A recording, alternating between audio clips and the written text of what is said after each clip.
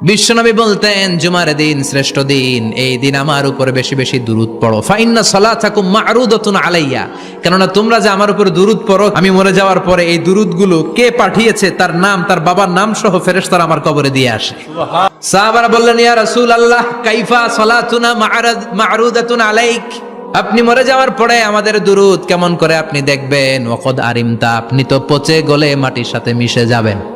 বিশ্বনবী বলেন, ইন্নাল্লাহা হাররামা আলাল আরদি আন তাকুলা আজসাদাল আম্বিয়া, নবীদের লাশকে খেয়ে ফেলা, নবীদের লাশকে পচিয়ে ফেলা জমিনের সব মাটির জন্য আল্লাহ হারাম করে দিয়েছে। নবীদের লাশ পচে না, নবীদের লাশ গলে না।